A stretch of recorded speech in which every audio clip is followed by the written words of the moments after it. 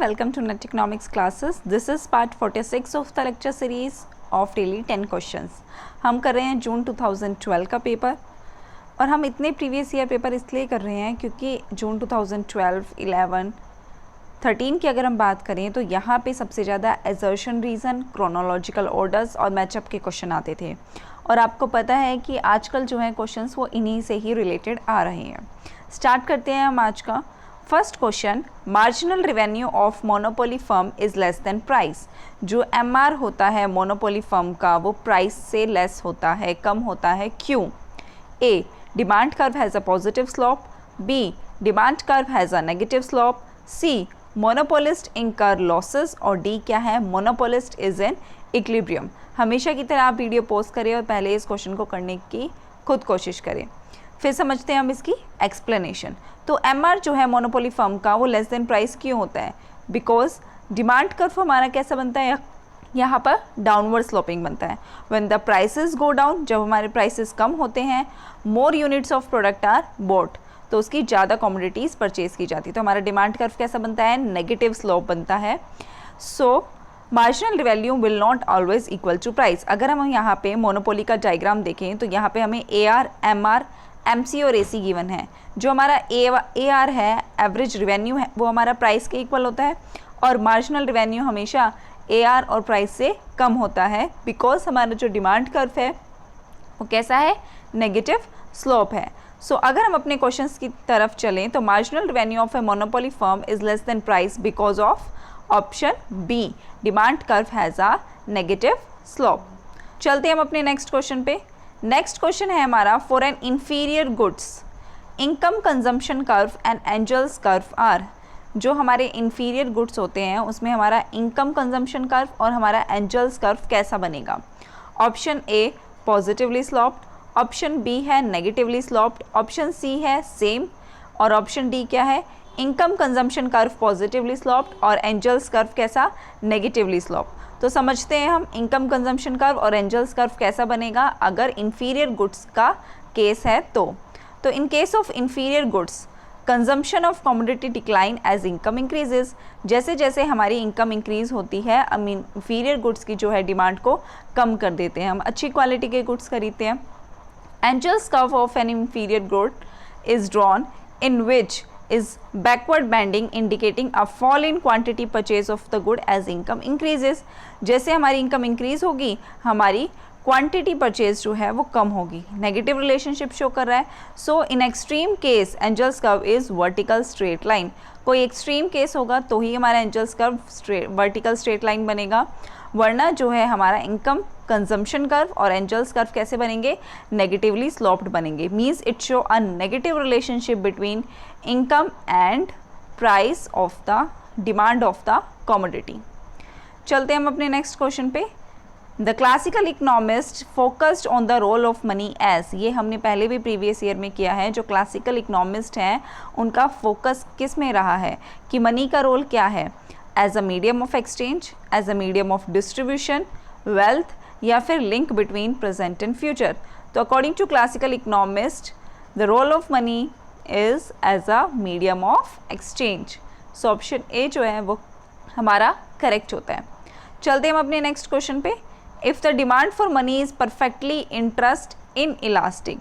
अगर हमारे मनी की डिमांड जो है परफेक्टली इंटरेस्ट इन इलास्टिक है, मतलब हमारे इंटरेस्ट में चेंज होने से हमारी मनी की डिमांड में चेंज नहीं आ रहा है. इन इलास्टिक का मतलब यही होता है. So the LM schedule will be. तो हमारा LM शेड्यूल जो है वो कैसा बनेगा? Option A upward sloping, option B is downward sloping, option C है हॉरिजेंटल लाइन और ऑप्शन D क्या है? Vertical line. तो इस चीज़ को हम समझते हैं. If the LM curve is vertical, अगर हमारा LM कर्व वर्टिकल बनेगा जैसा कि आपको डायग्राम में शो हो रहा है, the demand for money is perfectly interest elastic. X axis पे अगर हम देखें तो हमारी इनकम गिवन है और वाई एक्सिस पे हमारा इनकम रेट गिवन है. हमारा LM शेड्यूल कैसा बना है? वर्टिकल बना है. इसका मतलब क्या है? हमारी इंटरेस्ट इन इलास्टिक है. और अगर हम अपना देखें कि LM शेड्यूल एक्स एक्सिस के है तो हमारा रेट ऑफ इंटरेस्ट में कोई चेंज नहीं आ रहा हमारी इनकम के चेंज होने से. ठीक है, तो यहाँ पे ये दोनों ही तरीके से क्वेश्चन पूछा जा सकता है, वर्टिकल भी और हॉरिजेंटल भी. तो अगर हम अपने ऑप्शंस की तरफ चलें तो अगर हमारी मनी की demand perfectly interest in elastic है तो हमारा LM शेड्यूल कैसा बन रहा है, वर्टिकल बन रहा है। सो हमारा ऑप्शन डी जो है वो करेक्ट होता है इस डायग्राम के अकॉर्डिंग। चलते हैं हम अपने 5th क्वेश्चन पे। Herod model of economic growth is based on the equilibrium between. जो हमारा हेरोड मॉडल है वो हमें बताता है इकोनॉमिक ग्रोथ के बारे में, और ये जो एक बेस्ड है, ये जो मॉडल बेस्ड है वो किसके इक्विलिब्रियम के बारे में बताता है। Option A income generation and productive capacity creation, option B equilibrium between income and consumption, option C is equilibrium between saving and investment, और option D none of the above. तो हेरोड डोमर मॉडल किसके बारे में बताता है ये तो आप लोगों को पता ही होगा, कितनी बार हम इस क्वेश्चन को कर चुके हैं। सो हेरोड डोमर मॉडल क्या है, एक केन्जियन मॉडल है किसका, इकोनॉमिक ग्रोथ का। It is used in development economics to explain an economic growth in terms of level of saving and capital. ठीक है, हमारी इनकम जनरेशन, उससे हमारी कितनी प्रोडक्शन जो है, प्रोडक्शन कैपेसिटी हमारी इंक्रीज हो रही है।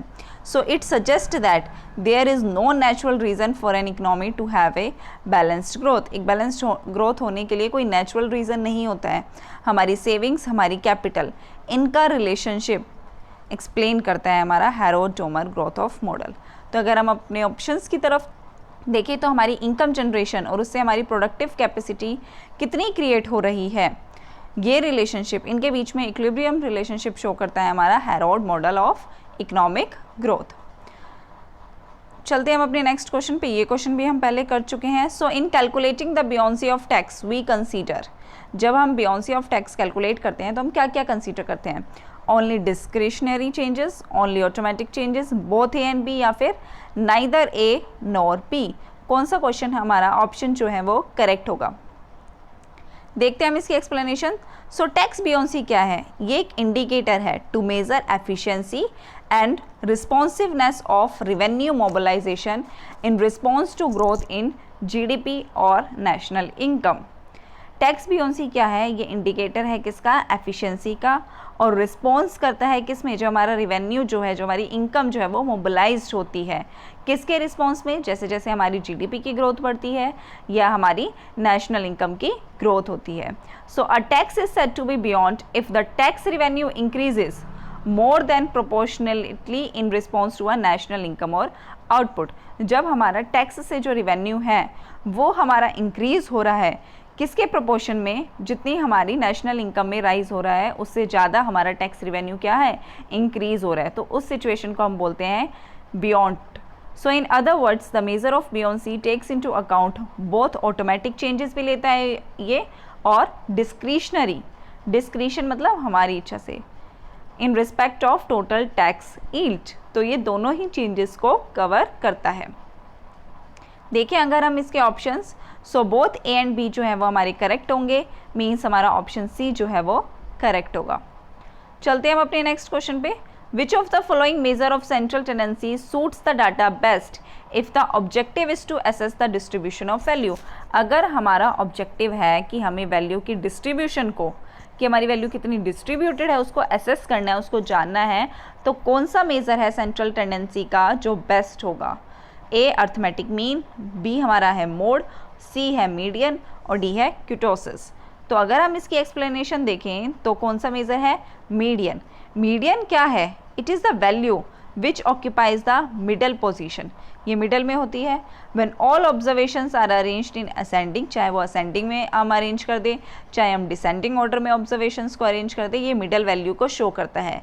ये फ्रीक्वेंसी को डिवाइड करता है किस में, हाफ्स में। अगर हमारे पास 15 गिवन है तो 15 का हाफ लेंगे, 13 अगर हमारे पास ऑब्जर्वेशन है 13 का हाफ लेंगे, तो वो दोनों ही हाफ्स को जो है वो रिप्रेजेंट करता है। और ये क्या डिटरमाइन करता है, रेशो, इंटरवल, ऑर्डिनरी स्केल, तीनों ही चीज़ों को। तो अगर हम बात करें बेस्ट मेजर कौन सा है सेंट्रल टेंडेंसी का to assess the distribution of value, तो that is median, means option C is correct. चलते हैं हम अपने नेक्स्ट क्वेश्चन पे। Comparative cost advantage in Ricardo's international trade theory arises due to. Ricardo की जो इंटरनेशनल ट्रेड थ्योरी है उसमें कंपैरेटिव कॉस्ट एडवांटेज की थ्योरी अराइज हुई है, किसके कारण? ये क्वेश्चन भी हम पहले कर चुके हैं। तो देखो प्रीवियस ईयर क्वेश्चन हमेशा रिपीट होते ही होते हैं, आपको थोड़ी एक्सप्लेनेशन बस उसकी अच्छे से पता होनी चाहिए और उसका बेस पता होना चाहिए। ऑप्शन क्या गिवन है हमें यहाँ पे? लेबर कॉस्ट डिफरेंस, बी क्या है? Difference in factor endowment, C क्या है? Factor abundance defined in terms of factor prices, और डी है हमारा ऑल ऑफ द अबव। तो देखना है हमें डेविड रिकार्डो ने इंटरनेशनल ट्रेड थ्योरी में कंपैरेटिव कॉस्ट एडवांटेज की क्या बात कही है, क्या कहता है ये। सो डेविड रिकार्डो ने डेवलप की है classical theory of comparative advantage 1817 में, और क्या एक्सप्लेन करने के लिए कि कंट्रीज़ जो हैं वो इंटरनेशनल ट्रेड में एंगेज क्यों होती हैं, क्यों इंटरनेशनल ट्रेड करती है, जबकि अगर आप बात करें कि अपनी ही कंट्री का वर्कर ज़्यादा एफिशिएंट है उस चीज़ को प्रोड्यूस करने के बाकी कंट्री के कंपैरिजन में। अगर मैं दूसरी कंट्री का वर्कर देखूं, अपनी कंट्री का वर्कर देखूं, अगर मुझे लगता है मेरी ही कंट्री के वर्कर ज़्यादा एफिशिएंट है, तब भी मैं इंटरनेशनल ट्रेड में क्यों एंगेज्ड हूं। तो कंपैरेटिव कॉस्ट देखता है किसकी? लेबर की। तो अगर हम अपने ऑप्शंस पे चलें तो लेबर कॉस्ट डिफरेंस, कि यहाँ के लेबर कॉस्ट में क्या डिफरेंस है और बाहर के लेबर कॉस्ट में, तभी तो हमारी अगर लेबर की कॉस्ट जितनी ज़्यादा होगी उतनी ही हमारी प्राइस ज़्यादा रखे जाएंगे, उतनी हमारी कॉस्ट ज़्यादा होगी। तो डिफरेंस क्या आता है? जब मुझे पता है मेरा लेबर ज़्यादा एफिशिएंट है दूसरे के, लेकिन मेरे लेबर की कॉस्ट ज़्यादा है, दूसरे लेबर की कॉस्ट कम है, तो मैं दूसरे से काम करवाना पसंद करूँगी। सो यही है कि इंटरनेशनल ट्रेड में हम इन्वॉल्व होते हैं, और इसका डिफरेंस कहाँ आता है? लेबर कॉस्ट में। ऑप्शन ए हमारा बिल्कुल करेक्ट होगा। चलते हम अपने नेक्स्ट क्वेश्चन पे। इन इंडिया इन 2004 और 5 the number of poor persons below poverty line was the highest in the state of. अगर हम 4-5 की बात करें तो बिलो पॉवर्टी लाइन कितने नंबर ऑफ पुअर पर्सन्स हैं, जिसमें हमें बतानी है हाईएस्ट स्टेट किसकी है, कौन सी स्टेट में highest number of person below poverty line है। ऑप्शन है हमारे पास बिहार, यूपी, मध्य प्रदेश और राजस्थान। तो अगर हम इसके अकॉर्डिंग देखें तो हमारा यूपी जो है 4-5 के अकॉर्डिंग हाईएस्ट है, लेकिन अगर हम करंट सिचुएशन की बात करें तो छत्तीसगढ़ हमारी स्टेट है जो है one of the poorest state in India. 1/3 of Chhattisgarh की पॉपुलेशन जो है वो बिलो पॉवर्टी लाइन रहती है, और 93% पीपल पुअर हैं छत्तीसगढ़ स्टेट में। अगर हम बात करें करंट रैंकिंग की तो यहाँ पे आप देखो छत्तीसगढ़ की है 39.93% जो बिलो पॉवर्टी लाइन है। उसके बाद अगर हम बात करें तो झारखंड, असम, मणिपुर, बिहार, उड़ीसा, मैंने आपको सारी परसेंटेज गिवन है कि इन्हीं स्टेट्स में से जो है मेनली क्वेश्चंस आते हैं। लेकिन अगर वन ऑफ द पुअरेस्ट की बात करें तो छत्तीसगढ़ इसका आंसर आएगा। ये करंट सिनेरियो है, करंट सिचुएशन है आज की। चलते हैं हम अपने आज के लास्ट क्वेश्चन में। विच of the following is not a component of Bharat निर्माण।